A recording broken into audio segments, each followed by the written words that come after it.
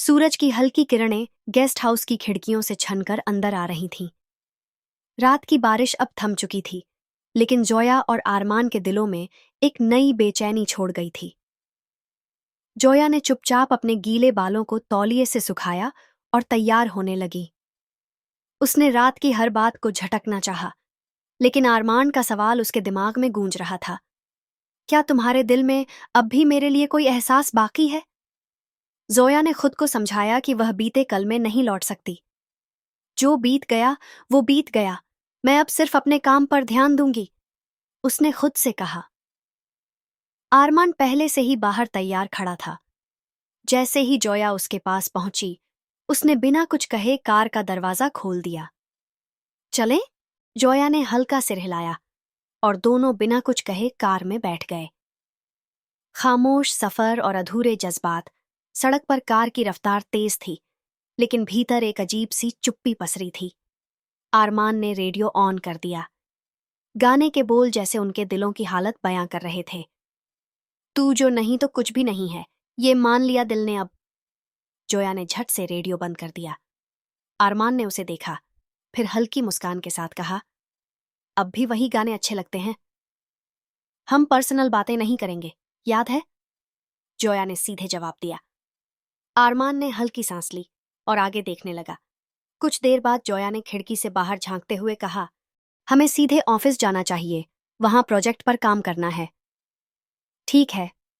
नए फैसले, नई शुरुआत। ऑफिस पहुंचकर जोया ने खुद को पूरी तरह काम में झोंक दिया।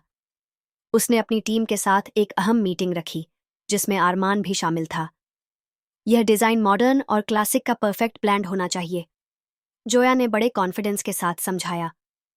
आरमान ने गौर से सुना और बीच में कहा, यह परफेक्ट आइडिया है, लेकिन क्लाइंट को थोड़ा और इनोवेटिव अप्रोच चाहिए। जोया ने हल्का सा सर हिलाया।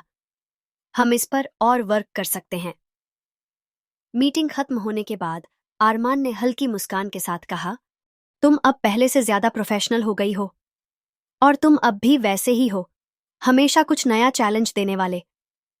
दोनों हल्के से मुस्कुराए, लेकिन यह मुस्कान ज्यादा देर टिक नहीं पाई। अचानक आया एक नया मोड़। शाम को जोया अपने केबिन में बैठी थी, जब उसके फोन पर एक कॉल आया। हेलो मैम, हमें एक अर्जेंट मीटिंग रखनी होगी। क्लाइंट चाहता है कि डिजाइन को थोड़े चेंजेस दिए जाए, और वह चाहता है कि आप और मिस्टर आरमान कल उनसे मिलें। जोया को यह सुनकर थोड़ा अजीब लगा। आरमान क्यों? क्योंकि यह डील उनकी कंपनी के जरिए हो रही है, और क्लाइंट को उनकी राय भी चाहिए। जोया ने गहरी सांस ली। बस एक प्रोफेशनल मीटिंग है, कुछ और नहीं, उसने खुद से कहा। लेकिन यह कहना जितना आसान था, करना उतना ही मुश्किल। सफर जो आसान नहीं था, आरमान अपनी कार लेकर जोया को लेने उसके अपार्टमेंट के बाहर आ चुका था। जोया जैसे ही बाहर आई, वह हमेशा की तरह शांत और कॉन्फिडेंट लग रही थी। चलें? आरमान ने बिना किसी मजाकिया लहजे के पूछा। हाँ, जोया ने संक्षिप्त जवाब दिया और कार में बैठ गई। रास्ते में दोनों के बीच खामोशी बनी रही, लेकिन इस खामोशी में भी एक अनकही बातचीत चल रही थी। आरमान ने हल्के से कहा, जोया, क्या हम अब भी दोस्त बन सकते हैं? जोया ने उसकी तरफ देखा और फिर खिड़की से बाहर देखने लगी।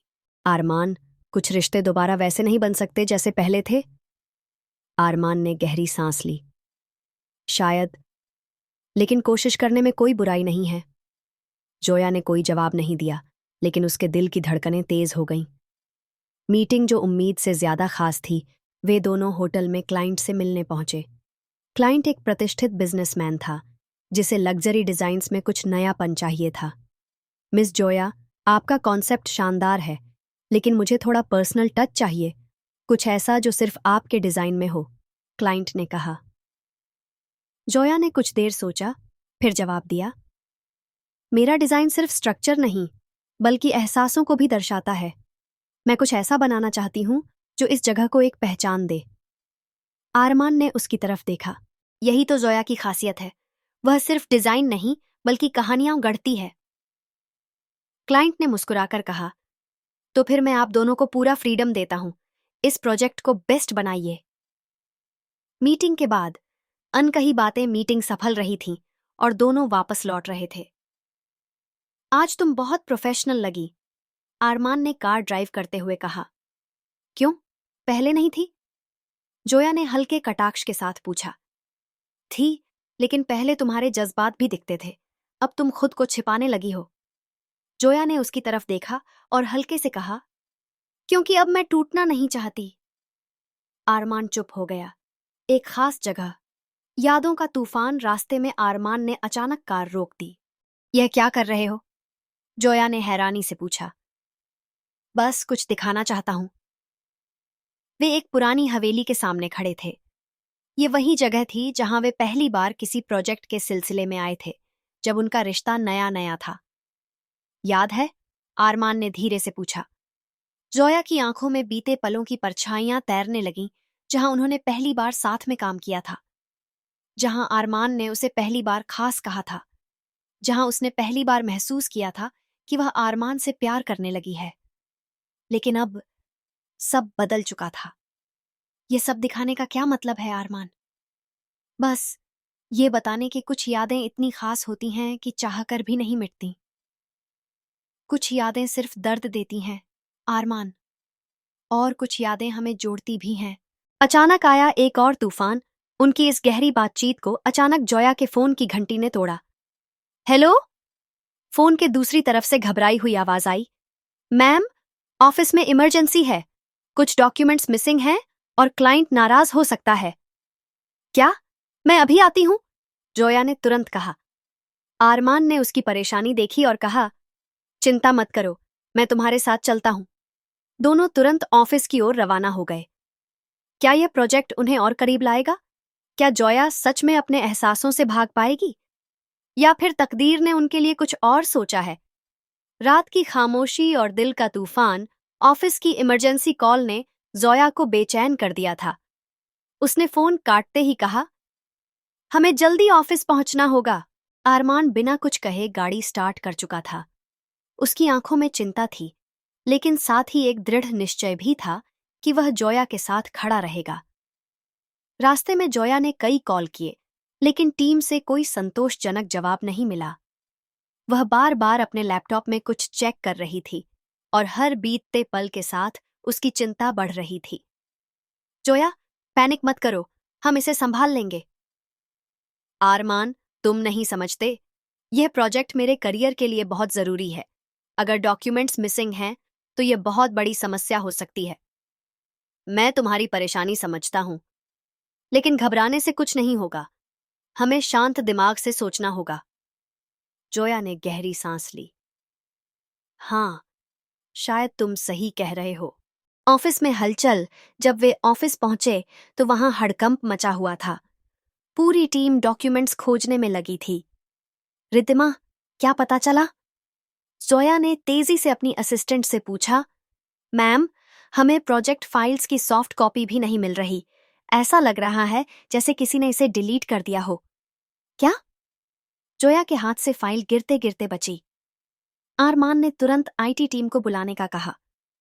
कुछ देर की पड़ताल के बाद आईटी एक्सपर्ट बोला, मैम, कोई जानबूझकर इन फाइल्स को डिलीट कर चुका है। मतलब ये कोई साजिश थी? साजिश के पीछे कौन? जोया आरमान दोनों चौंक गए। लेकिन ऐसा कौन कर सकता है? जोया ने गुस्से में कहा। आरमान सोच में पड़ गया। किसी को तो फायदा होगा इस प्रोजेक्ट के फेल होने से। तुम्हें किसी पर शक है? जोया ने गहरी सांस ली। शायद करण। वह हमेशा हमारे प्रोजेक्ट्स को लेकर जलता था। तो फिर करण से बात करनी होगी, आरमान ने कहा। करण से सामना करण, जो जोया की कंपनी में ही सीनियर डिजाइनर था, आज ऑफिस नहीं आया था। कहाँ है करण? जोया ने तेज आवाज में पूछा। मैम, वह सुबह से नहीं आए, किसी ने जवाब दिया। यह और भी शक पैदा करता है। आरमान ने अपने कॉन्टैक्ट्स के जरिए करण का पता लगाने की कोशिश की। कुछ देर बाद जानकारी मिली कि करण शहर से बाहर गया है, लेकिन एक फेक मेल आईडी से क्लाइंट को हमारे प्रोजेक्ट के बारे में गलत इन्फॉर्मेशन भेजी गई थी। मतलब करण ने ही यह सब किया है। जोया का गुस्सा 7वें आसमान पर था। हमें कानूनी कदम उठाने होंगे, आरमान ने शांत लेकिन गंभीर आवाज में कहा। हाँ, मैं अभी लीगल टीम से बात करती हूं। बीते कल की परछाइयां इमरजेंसी के बावजूद आरमान और जोया के बीच कुछ ऐसा था जो उन्हें एक दूसरे की तरफ खींच रहा था। जब सब कुछ थोड़ा शांत हुआ तो आरमान जोया के केबिन में गया। तुम ठीक हो? हाँ, जोया ने लंबी सांस ली, लेकिन थक गई हूं। आरमान हल्की मुस्कान के साथ बोला, तुम पहले जैसी हो गई हो। कुछ भी हो जाए, लेकिन हार नहीं मानती। अब हारने का हक नहीं है आरमान। बहुत कुछ खो दिया है जिंदगी में, अब बस आगे बढ़ना है। आरमान कुछ पल चुप रहा, फिर धीरे से बोला, अगर मैं कहूं कि मैं अब भी तुम्हारे साथ खड़ा हूं? जोया ने उसकी आंखों में देखा। वहां सच्चाई थी, पर वह खुद को रोकना चाहती थी। आरमान, ये सब इतना आसान नहीं है। प्यार कभी आसान नहीं होता जोया, लेकिन भरोसा टूट जाए तो उसे फिर से बनाया जा सकता है, अगर दोनों चाहें तो। जोया ने कुछ नहीं कहा। उसके दिल में कई सवाल उमड़ रहे थे। क्या यह नई शुरुआत है? रात देर तक जोया अपने ऑफिस में बैठी रही।